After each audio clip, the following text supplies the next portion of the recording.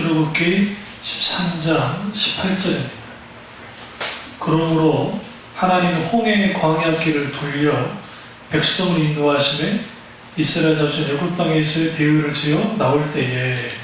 아멘. 말씀 제목은 광야의 훈련입니다. 말씀 제목은 광야의 훈련입니다. 오늘 본문 말씀은 하나님께서 모세를 통해서 이스라엘 백성을 애굽에서 출애굽을 시키십니다.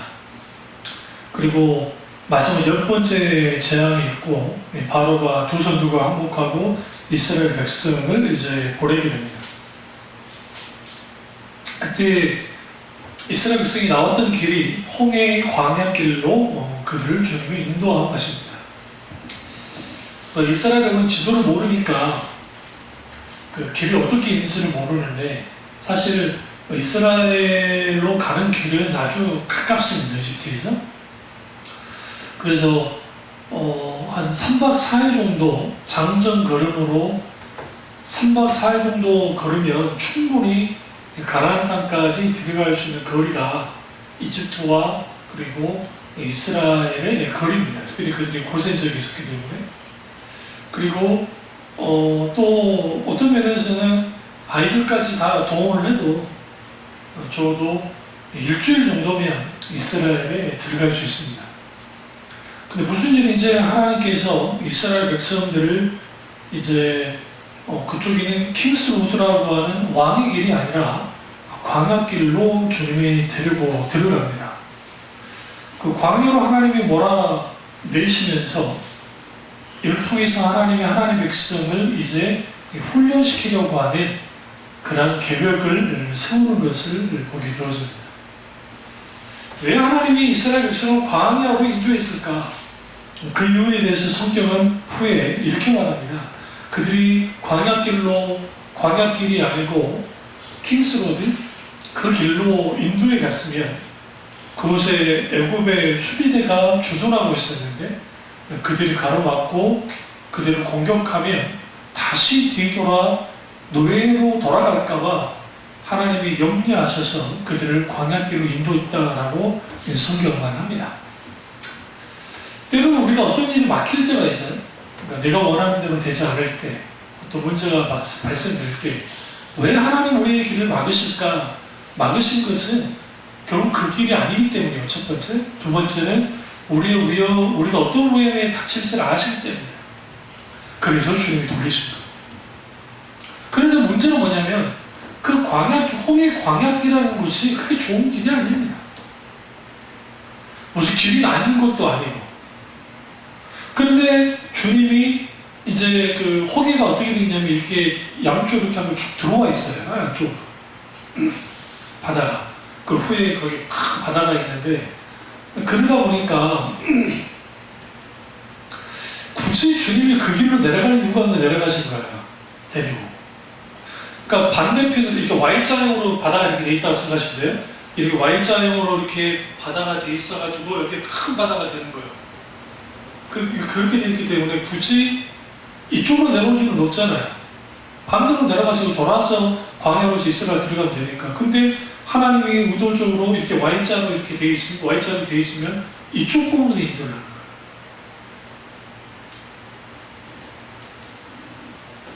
점차없이 그들은 그렇게 주님을 따라가야만 했습니다. 광야길로 들어섰습니다. 근데 하나님이 지중해 해안길, 그 길로 인도하지 않았습니다. 이것을 통해서 우리는 뭘 할 수 있냐면, 사실 광야는 인간이 스스로 선택해서 갈 수 있는 길은 아니에요. 많은 거예요.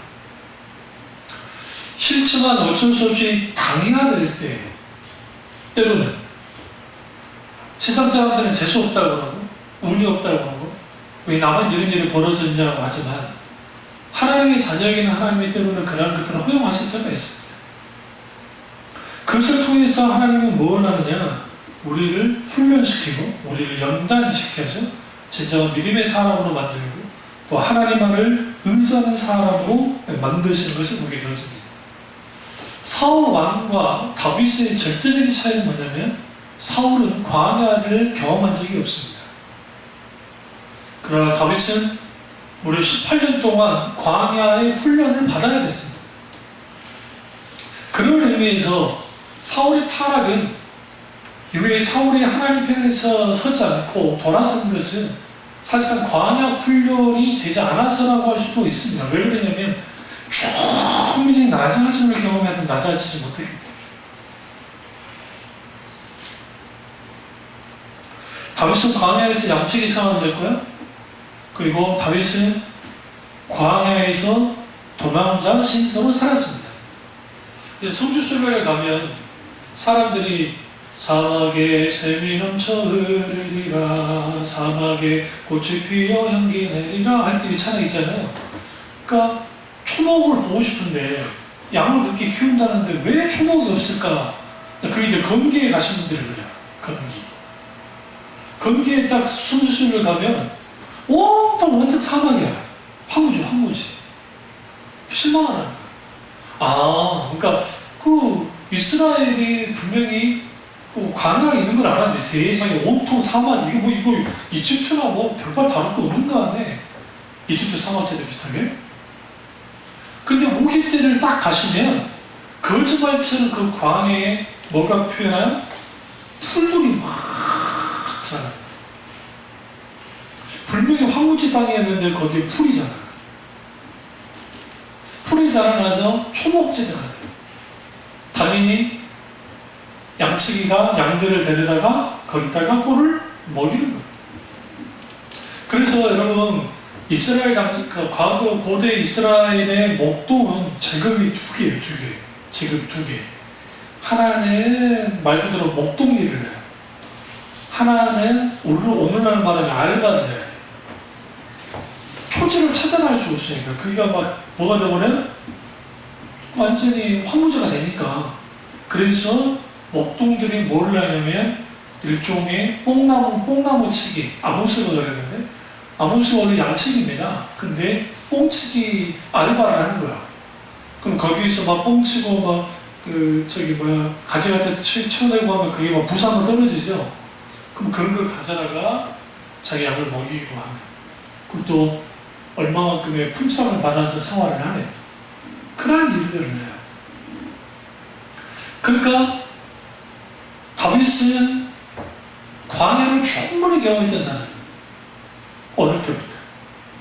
그러니까 그가 도망자 신성으로 다닐 때에도 그 광야가 문제는 끝 없었어요. 근데 문제는 뭐냐면 유다 광야는 그나마 괜찮은데 엔게디 광야라는 곳이 있어요. 그러니까 우리 성지순례 가면 무조건 엔게디 광야를 가게 되는데 그게 이제 주로 다윗의 도망자입니다. 근데 이제 우리가 착각하면 안 되는 게 막 사하라 사막처럼 완전히 막 사막은 아니고 거기도 막 물이 엄청난 폭포가 막 그 해월산에서 내려오는 어마어마한 그 빙하가 녹아서 물이 막 나와요. 그런 곳도 있고 또 완전히 급박한 완전히 풀 한 폭이 없는 곳이 있고 근데 주로 돌멩이, 바위와 모래가 섞여 있는 주로 돌산 같은 그런 광야입니다. 그런 광야를 도망치며 다니는 거죠. 그것을 통해서 하나님은 그 광야를 통해서 다윗을 훈련시켰고 또 모세도 미디안 광야에서 훈련을 받았고 예수님도 40일 동안 광야에서 금식기도하고 시험을 받으셨고 세례 요한도 그의 인생의 상당 부분이 광야에서 보냈고 엘리야 광야 생활을 했을 거예요. 그러니까 많은 하나님의 사람들이 충분히 광야 생활을 했습니다. 왜요? 광야의 훈련을 통해서 하나님이 원하는 사람으로 주님이 만드시기 때문에 우리가 너무나 잘 아는 바울도 다윗 조상에서 주님을 만나고 난 다음에 약 3년여 동안 아라비아 광야 생활을 합니다. 아라비아가 딱 떠오르는 곳 어디죠? 지금의 이라크 쪽인 그 아라비아죠. 그 지역에 그가 가게 됩니다. 거기에서 뭘 했느냐? 많은 부분에서 많은 학자들이 거기서 하나님께로부터 많은 영적인 훈련을 받았구나. 그러니까 이런 훈련들을 통해서 하나님은 뭐 하느냐? 그 광야에서 하나님을 만나게 하고 그 광야에서 하나님의 동행하는 법을 배우게 하고 길 없는 광야에서 하나님의 길을 따라가는 법을 배우게 만듭니다. 그래서 그런 게 굉장히 중요합니다. 근데 여러분, 광야는 크게 세 가지가 있는데 하나는 박탈의 광야가 있습니다. 박탈시킵니다. 우리 오늘 박탈당했죠? 백색 국가에서 일본한테. 그러니까 박탈의 광야에서 주님의 믿음이 자라게 만듭니다. 이 나라 이민족이 지금 위기 상태에 있는데 그렇다고 걱정하지 마셔야 되는 게 과거처럼 우리나라가 이렇게 약한 나라가 아닙니다. 그 감사하죠. 하나님의 은혜가 있어가지고 어쨌든 참 놀라운 게 기독교의 부흥과 동시에 한국이 정말 부흥 성장했거든요. 놀랍게도 한국 교회의 실패와 함께 이 나라도 이제 경제 성장률이 툭툭 떨어지잖아요. 그럼에도 불구하고 왜 일본이 저렇게까지 누르려 할까? 지금도 겁나니까 그래요. 왜 우리나라가 동남아 수준 정도의 나라라 있으면 굳이 이렇게까지 누르지도 않아. 우리 여러분 갑자기 태국이다, 필리핀이다 그런 나라들 1,000억 가지고 협박해 1,000억. 그때 우리 어디에요? 그 필리핀의 그 소녀상 위안부 소녀상을 이제 그쪽이 피해자들과 함께 우리나라 분들이 가서 만들었다고요. 기린비를. 그러니까 일본에서 이때까지 지원이 좀 안 해준다? 그러면서 첫 번째 딱 던진 게 1,000억 안 하겠다는 그 두 대를 더 놀려가지고 그거 없는 걸 했잖아요. 우리나라한테 만약에 그러니까 얼마나 이놈들이 나쁜 놈들이냐면 100억 주고 뭐 만들어라 했잖아요. 우리나라에 비해서는 100억 돈도 아니에요. 우리나라 사람들에게 있어서 하도 크게 해먹잖아.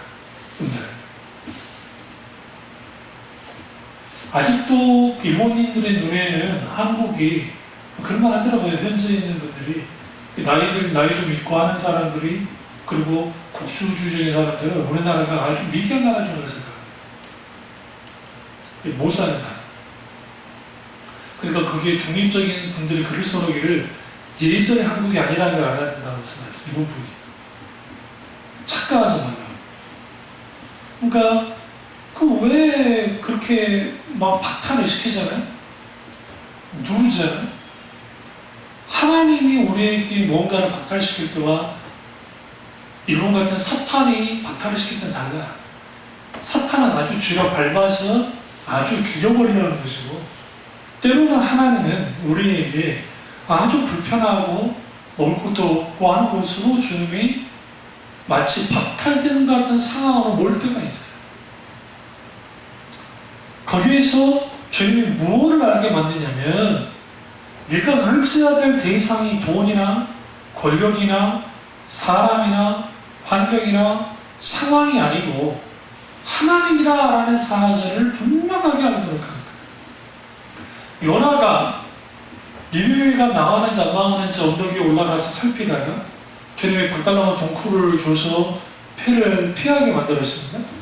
근데 하나님이 하루아침에 그 동쿨을 이제 벌레를 보내서 죽여버립니다. 박탈합니다.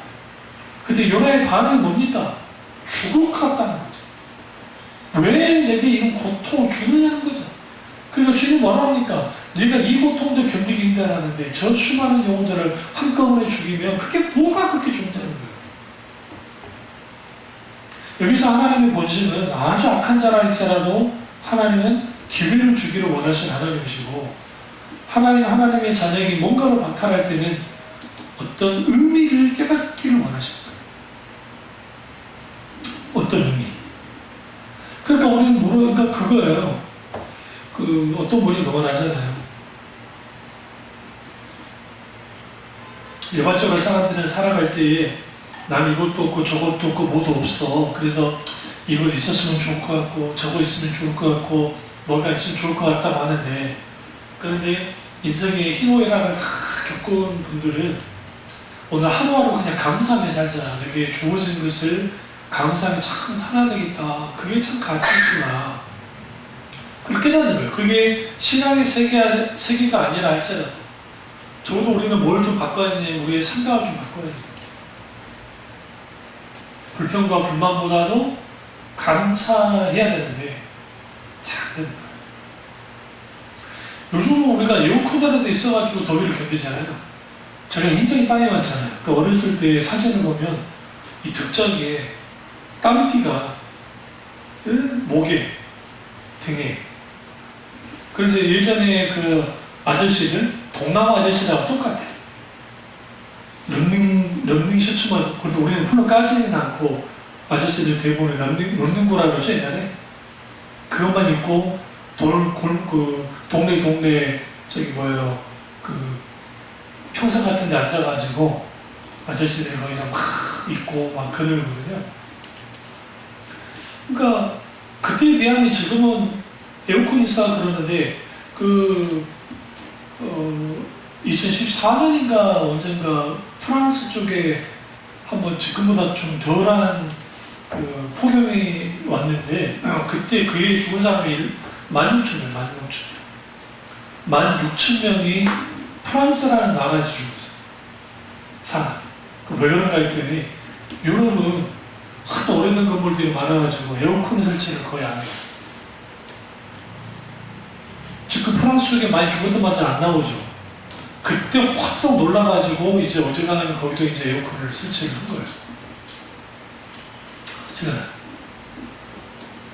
그러니까 이 무더위 속에서도 이렇게 에어컨 바람 속에 있다는 게 얼마나 감사해요. 근데 우리는 늘 없는 거, 박탈된 것에만 불평, 불만할 필요가 있어요. 그래서 하나님 의도적으로 그런 것을 몰아넣어요. 그리고 그 사람이 내게 없는 중에도, 내가 뭔가 부족한 중에도 어떻게 반응할지를 봐요. 그걸 통해서 하나님에게 박탈의 광야에서 하나님만 의지하고 믿음이 자라나도록 만들고, 두 번째는 상실의 광야로 나아가도록 만드십니다. 이 상실의 광야의 대표적인 인물은 엘리야예요. 엘리야가 어마어마한 영적 승리를 했지만 이스라엘을 죽이겠다고 하는 그 한마디 말을 듣고 그가 어떻게 합니까? 상심하게 됐습니다. 때로는 우리는 누군가의 한마디 말에 마음이 무너질 때가 많아요.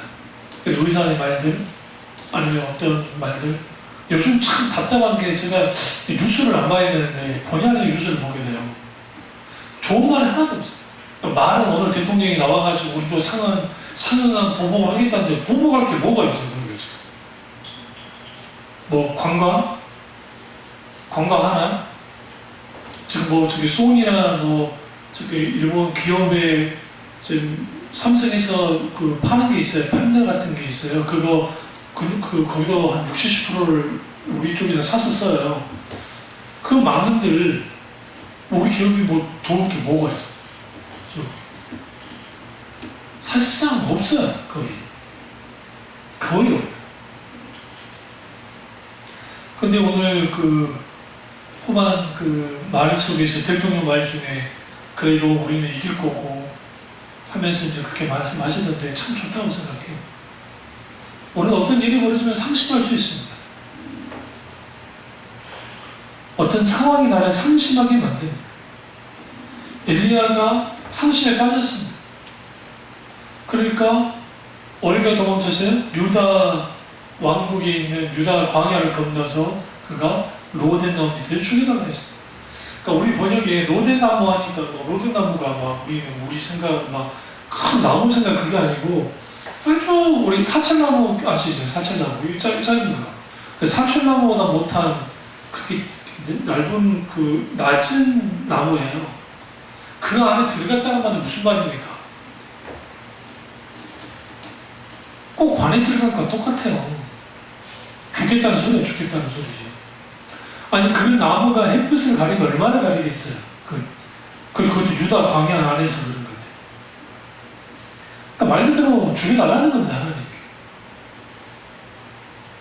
그냥 하나님은 그 상실의 광야에서 하나님의 은혜와 공급과 인도하십니다. 그리고 새 힘을 주시는 거예요. 하나님이 박탈의 광야를 통해서 내가 의지했던 것들이 아무것도 아니라는 걸 알게 하시고 그걸 통해서 하나님 뭐 하느냐? 하나님만을 의지하게 만들고 30의 광야에서 하나님은 우리에게 공급하시고 인도하셔서 새 힘을 얻게 하시고 이게 아주 중요해요. 세 번째 광야는 변두리 광야입니다. 변두리 인생. 인생의 변두리에 사는 사람들이 많습니다.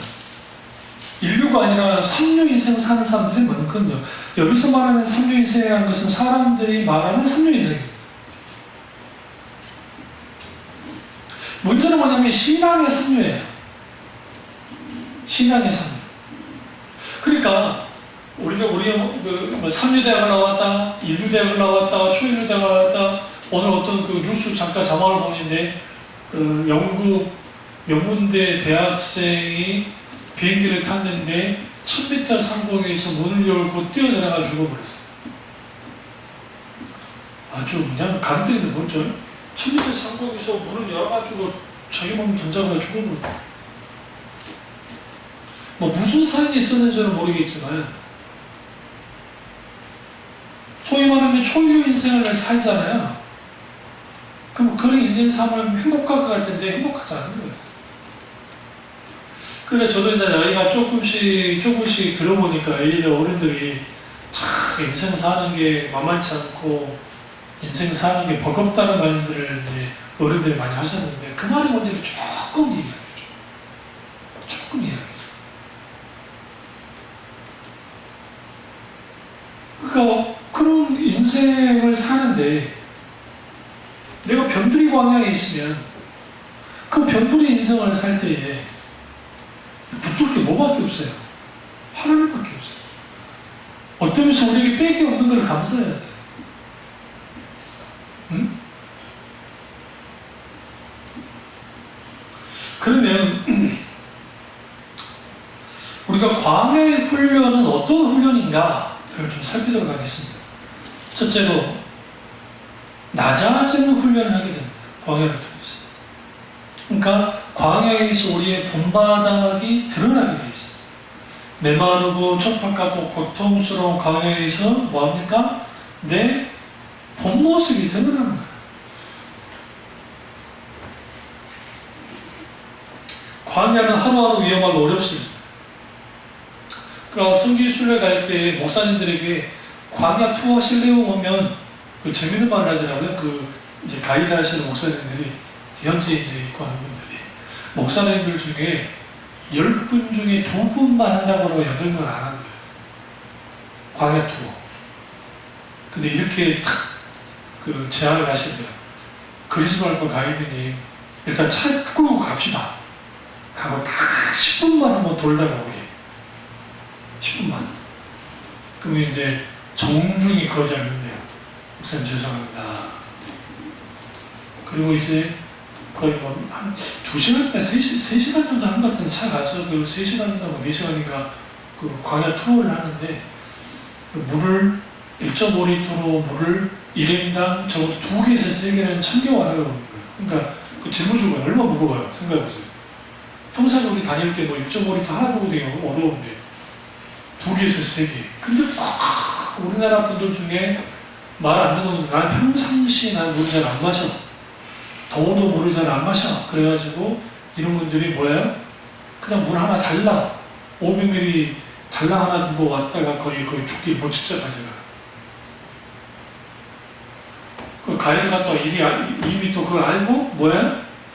이미 물을 해가지고 물로 줘서 하는데 어떤 분이 말하냐면 딱 사망에 나가자마자 5분도 안 돼서 머리가 핑 돌아요. 그게 광야예요. 그게. 그러니까 하나님께서 이스라엘 백성에게 구름기둥과 불기둥을 두지 않았으면 그들은 끝났어요. 그냥 끝났어요. 이걸 명심하셔야 돼요. 하나님이 하나님의 자녀라 광야로 몰아도 절대로 죽으라고 몰지 않아요. 그런 의미에서는 광야가 가장 안전한 곳이에요. 하나님의 손길이 미치기 때문에. 근데 우리는 하나님의 손길보다는 나의 안전지대를 원해요. 이게 문제죠. 그래서 광야에서는 하나님이 도우심이 없으면 살 수가 없고, 주위를 돌아봐도 내가 의지할 만한 환경, 상황도 없어요.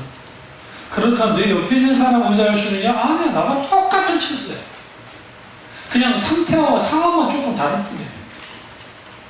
그런 상황에서 뭐 하는 거예요? 광야에서 훈련을 하는 거예요.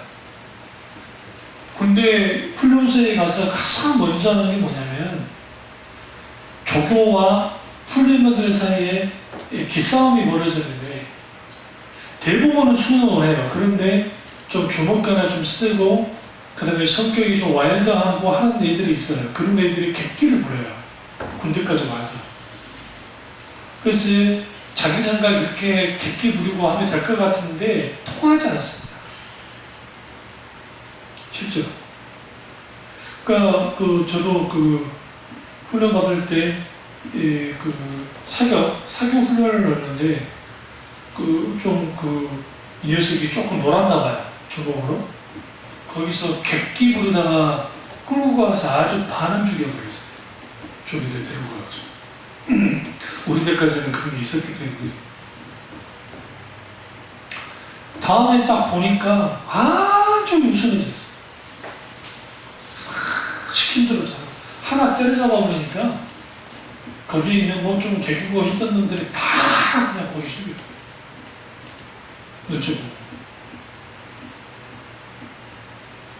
광야는 우리의 높아진 마음들을 깨부시는데 아주 적격해요. 그래서 하나님은 우리에게 이런 광야를 허용하실 때가 있어요. 그래서 통해서 하나님은 뭘 하게 만드시냐면 자기를 점검하게 하고 자기를 낮아지게 만듭니다. 그리고 광야 훈련은 말씀의 훈련을 받는 것입니다. 그러니까 이스라엘 민족의 뿌리는 광야인데 그 광야에서 하나님의 말씀이 주어졌습니다. 우리 민수기 있잖아요. 창세기 출애굽 여기 민수기 할 때 이 민수기의 히브리어 어원이 미드바에서 나왔어요. 광야라고 하는 단어에서 나왔어요. 그러니까 광야가 미드바예요. 근데 그 광야가 민수기야. 민수기의 특징이 뭡니까? 우리 성경을 쭉 보시면 민수기 내용들을 보시면 하나님이 어떻게 이스라엘 이 많은 수를 이스라엘 백성들을 어떻게 인도했는지가 계속적으로 잘 나와요. 그런데 여기에 수많은 거역들이, 그러니까 하나님을 향한 반역과 거역의 기록들이 고라에 반역이 되는 게 다 민수기에 나와 있어요. 민수기. 그렇게 하면서 하나님이 그들을 꺾으면서 뭐 하느냐? 그들이 하나님의 말씀으로 훈련돼요. 우리가 위험 가운데 있을 때, 우리가 마음이 무너질 때 가장 필요한 게 하나님의 말씀. 그리고 여러분 시편 사랑하잖아요. 시편을 정말 사랑하죠. 저는 어떤 성경보다도 시편만큼 우리 생애 전체에, 우리 신앙 전체에 강력한 영향력을 끼치는 말씀은 없다고 생각해요. 다른 모든 말씀은 사라져 없어하는 66권의 말씀이지만 시편만큼 직접적인 게 없어요. 시편만큼. 그래서 하나님께서 우리에게 이 말씀으로 우리를 이제 훈련을 시키는데 히브리어로 미드바르라는 단어가 광야라는 단어인데 뜻인데 여기 미를 딱 빼면 미라는 앞에 있는 전체상 미를 딱 빼면 다바르라는 단어예요. 이 다바라는 뜻은 두루마리 혹은 말씀 그런 거로 이제 우리가 어원이 되고, 또 하나의 어원은 하나 가지가 더 들어가는 그게 뭐냐면 지성소라는 어원과 연결이 되어 있어요. 다바라는 단어. 그래서 다바라의 뜻은 하나님의 말씀을 듣고 순종한다라는 뜻이 있습니다. 이 어원에서 뭐가 나왔다고요? 지성소라는 이 단어가 나왔어요. 이 지성소는 히브리어로 드바라는 단어예요. 드바. 지성소는 뭡니까? 하나님과 내가 1대1로 만나는 것이 지성소잖아요. 하나님의 임재가 머물러 있는 곳이 지성소잖아요. 그런데 다반, 그 다음에 드바르, 미드바르 광야, 다반 말씀, 드바르 뭐예요? 지성소. 근데 이 세 개의 단어가 같은 어원에서 나옵니다. 한 어원에서. 이 말은 무슨 말이냐? 광야는 세상으로부터 나와서 하나님과 독대하고 하나님의 음성을 듣는 그것이 곧 광야라는 거예요. 그래서 그 광야에서 하나님의 말씀을 들어야 돼. 음성을 들어야 돼. 우리 어떤 불안함과 어떤 연약함과 눌름이 있잖아요. 가지고 나가면 돼요. 하나님. 우리는 아는 분이 있어요. 우리 답답함을 아뢰줄 수 있는 분이 있다고요. 하나님 그분이. 근데 우리는 그 아뢰줄 수 없는 사람들보다, 세상 사람들보다 어떤 면에서는 너무나 많은 경우에 하나님께 감사하지 못하고 근심 걱정과 염려 가운데 머물러 살 때가 많다는 거예요.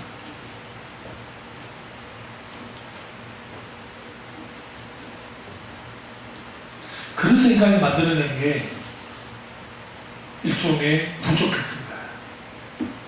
이렇게 하면 저주받지 않아? 이렇게 하면 복받아? 이렇게 하면 우리의 화와 질병과 어떤 것이 다 사라져. 그러니까 김경 같은 사람들이 자기들 그 할렐루야 기도원에 있는, 포천에 있는 할렐루야 기도에 있는 그 파놓은 우물 있잖아요. 그 물, 그 상수도 수소를 연결시켜갖고 물, 그 수도꼭지를 열어가지고 물 받아서 먹고 그 마시고 그러면 그것이 치유된다고.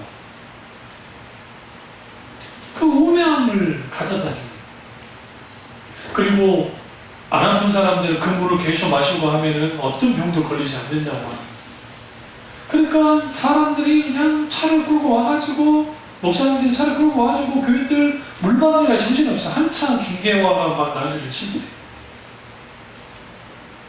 근데 동기 목사 아버지가 거기 열성 팬이었어요. 그 나한테 그러더라고요. 아, 1년 선배구나. 1년 선배.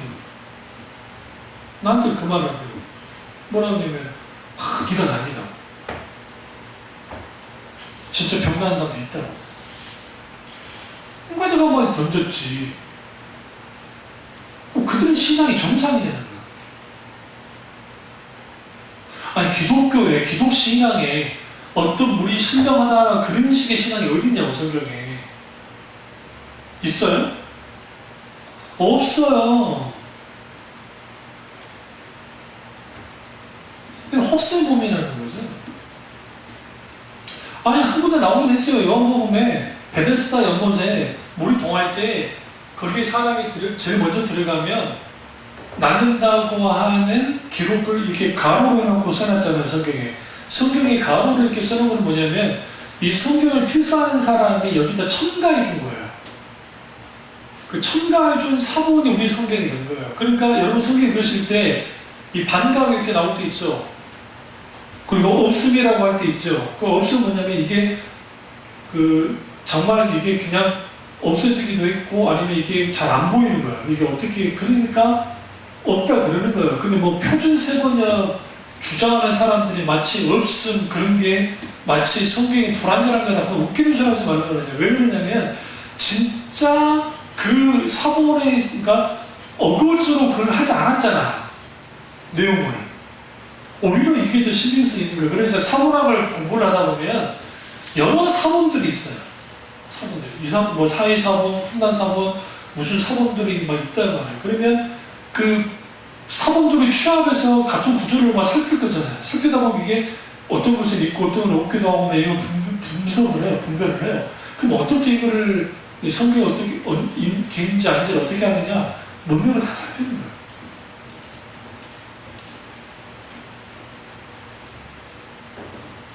그래서 우리가 광야의 훈련 가운데 있게 되었으면 하나님의 음성에 귀를 기울여야 돼. 그리고 하나님께로 가지고 나가야 돼. 그러니까 우리는 어떤 일이 종결돼야, 어떤 사건이 끝이 나야 우리는 그때 비로소 자유를 누리는데 그건 다 똑같아요. 세상 사람. 그 전에 하나님께 깊이 기도하고 나아가기 시작하면 하나님이 주는 감동들이 있습니다. 자연스럽게. 그럼 그 감동을 뭐 해야 돼요? 잘 분별해내야 돼요. 그리고 우리의 신앙이 뭐에 의해서 좌우되지 않도록 환경, 상황, 상태, 사람, 이것에 좌우되지 않도록 우리는 잘 영적으로 관리를 해야 돼요. 근데 사탄은 이렇게 저렇게 우리를 공격하면서 우리를 흔들어요. 그래서 거기에 근심과 걱정과 염려가 들어오면 가장 먼저 막히는 게 말씀이 들리지 않아요. 그러니까 말씀이 들리지 않아요.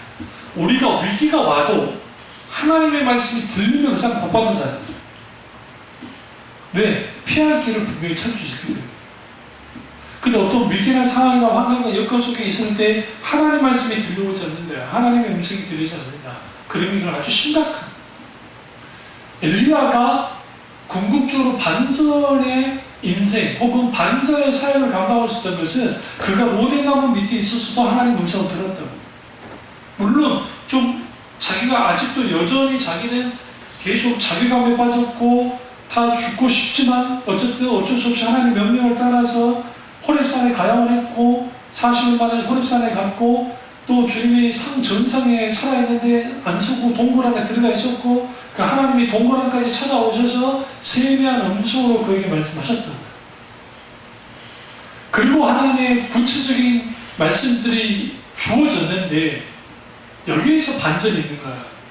아직 아무것도 아닌 거였어요. 심지어는 아람왕 하사엘인가요? 뭐 맞을 건데 아람왕 하사엘에게 기름 부으라 했거든요. 엘리야한테.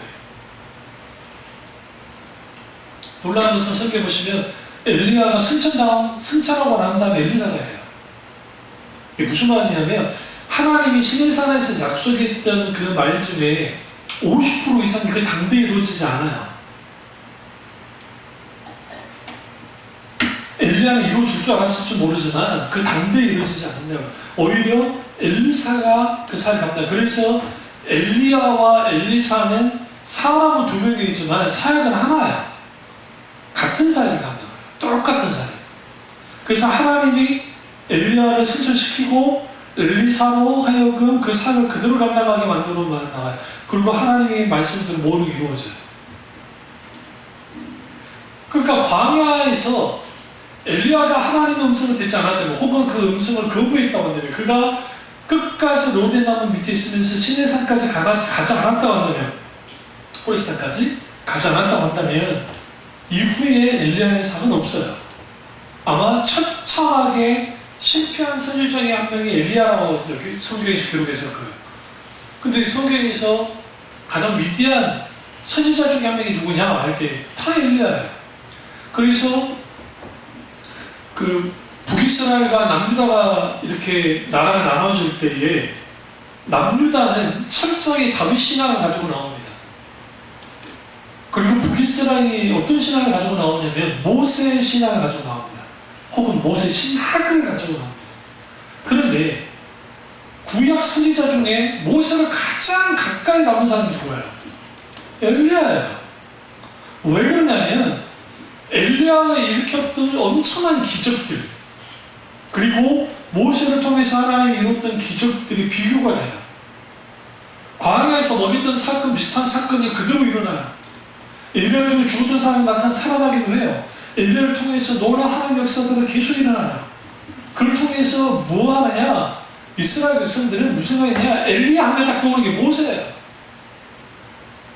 아주 위대한 선지자. 그 위대한 선지자가 어디서 탄생되느냐? 광야에서. 어떻게? 말씀 훈련을 통해서. 그래서 힘들고 어려웠고 지칠수록 말씀이 더 가까이 가셔. 이 시편을 더 깊이 보십시오. 다른 성경. 그리고 또 때로는 기도하면서 하나님 내가 어떤 말씀을 더 읽기를 원하십니까? 그렇다고 해서 또 누구처럼 하나님 무슨 말씀 주시냐니까 그런 건 없어요. 이거는 뭐 미신적인 거니까 그건 아니고 그렇게 읽어야 돼요. 그리고 세 번째로 하나님을 찾는 훈련을 해야 돼요. 내 신유 호흡이 이렇게 말합니다. 광야는 사람이 아직 질문하기를 배우지 못한 질문에 대한 답을 갖고 있다라고 말했습니다. 이 말은 무슨 말이냐면 내가 어떤 질문을 할지도 모르는데 이미 답을 광야에서 갖고 있다는 거예요. 그럼 왜 광야가 뭐기 때문에 그랬습니까? 광야의 본질은 하나님을 찾는 곳이야. 하나님과 만나는 것이에요. 그런 의미에서 우리는 어떤 광야 같은 상황이 벌어지면 하나님을 찾아요.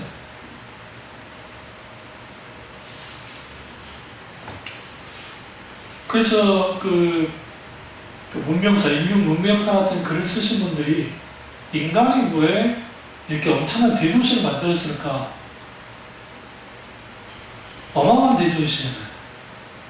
아니, 짐승들이 아무리 막 모여 살아도 천만이 한 지역에 막 사는 경우 봤어요? 새들 빼놓고. 새들도 뭐 어마어마하게 많다 하지만 우리 사람들 숫자만큼 그렇게 모여 있습니까? 물론 그들의 서식지는 어떨지 모르지만. 인간은 그렇게 자기들끼리 모여있음을 통해서 신이 필요 없도록 만든 거예요. 하나님이. 왜? 그들의 힘으로 다 될 거라서. 아니면 자기들을 닮은 가짜 신들을 만들어서, 우상을 만들어서, 신이라고 하지만 사실 그게 자기들의 야망과 욕심과 모든 것이 투사되어 있어요. 그래서 우리는 광야의 존재 하나님만을 바라보고 찾아야 됩니다. 그리고 우리는 뭐 해야 되느냐? 광야 같은 인생, 광야 같은 가정, 광야 같은 나, 광야 같은 세상을 우리가 살아갈 때에 어떠한 환경과 상황과 여건 속에서도 하나님을 찾아야 돼요. 찾아야 돼요. 그래서 우리가 하나님을 기억할 수 있는 것, 하나님을 생각할 수 있는 것, 그게 얼마나 가치입니까? 그러니까 이제 휴가철 되면 막 요즘 사람들이 좀 이제 예전보다 좀 더 실리적이 되어가지고 옛날에는 1월, 지금 8월 1일, 그러니까 12월 30일 뭐 그쪽부터 8월 1일부터 15일까지 안까지 휴가를 가야 갔다 온 거라고 하는데 요즘에는 오히려 휴가를 지나가지고 한 20일쯤에 15일 이상 20일쯤에 가는 분도 꽤 있대요. 그때는 사람들이 좀 덜하니까. 어떤 사람이 글 써놨던데 닭백숙 10만원짜리 파신다고 하니 이번에는 국내 영화 안 하겠습니다. 1인당 10만원, 10만원. 닭백숙이 10만원 하면 누가 사 먹겠어요? 근데 그렇게 팔아먹어요. 그러니까 우리가 광야에서 하나님을 찾는다는 것은 결국은 하나님을 의존하는 법을 배운다는 건데 그 의존이 참 쉽지 않아요. 가장 먼저 떠오르는 게 뭘까요? 빨리 벗어나오죠. 여러분 40년 동안 광야 얼마나 진정을할까요? 화장실이 뭐 변문이 갇혀 있습니까? 그렇다고 해서 물이 콸콸 나옵니까? 그렇다고 먹을 것이 풍족합니까?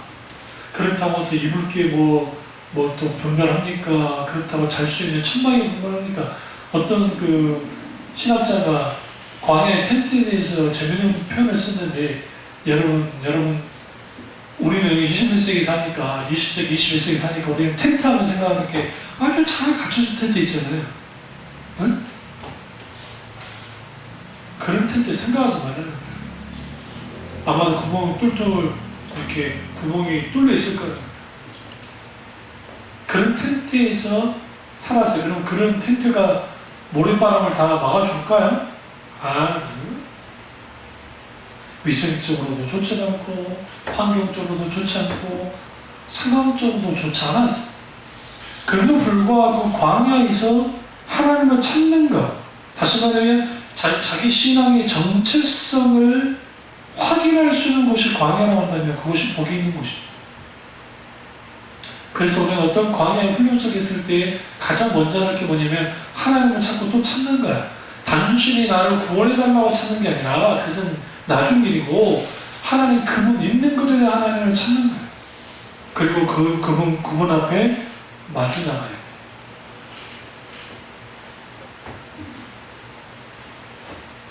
마지막 네 번째로 하나님과 식탁 교제하는 훈련을 받아야 된다. 광야에서 식탁 교제, 테이블 펠로우십. 이 식탁 교제는 뭐냐면 하나님과 마주 앉는다는 거예요. 고대 군독의 문화 중에 어떤 나그네가 오잖아요. 그러면 그 사람을 식사에 초대합니다.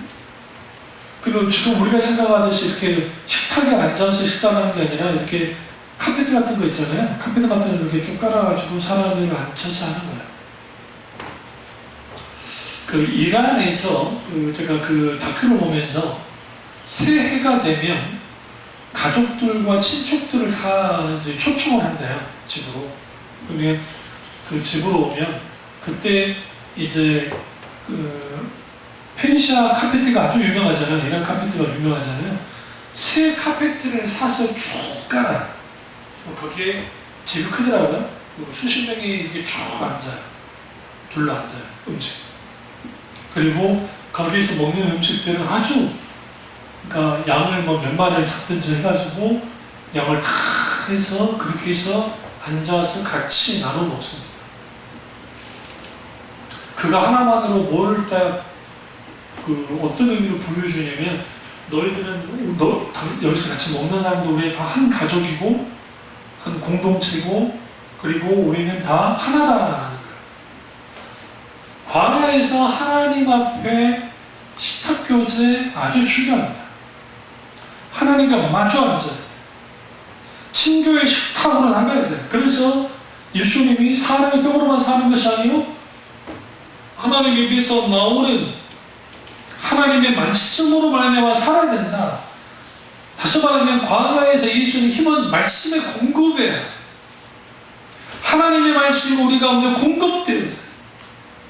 그 공급되어질 때 우리는 마음이 되느냐? 나는 분명히 환경은 광야인데 내 마음은 푸른 초장이 되기 시작해요. 그리고 그 광야의 식탁 속에서 생존할 수 없는 상황을 생존합니다. 하나님이 광야에서 식탁을 차려서 200만 명을 매일매일 먹이셨어요. 만나는 것이죠. 그리고 식탁 교제를 나눴어요. 적어도 그들 중에 하나님 앞에 감사기도 했겠죠. 식사기도 했겠죠. 중요한 것은 하나님과 교제하는 것이고 하나님과 마주 앉는 거예요. 그리고 그걸 통해서 결국은 내가 생존할 수 있었던 것은 내 눈에 보는 환경과 상황과 사람이 아니라 하나님 그분의 공급하심으로 하나님 그분의 말씀 때문에 살아남았다는 것을 주님이 알도록 합니다. 그리고 그 광야 식탁의 성격은 어떻게 바뀌어야 되느냐? 감사의 식탁으로 바뀌어야 돼요. 불평과 불만이 아니라 하나님 앞에 뭐 할 수 있어야 돼요? 감사해야 돼요. 여러분 시편 한번 가보실까요? 시편 140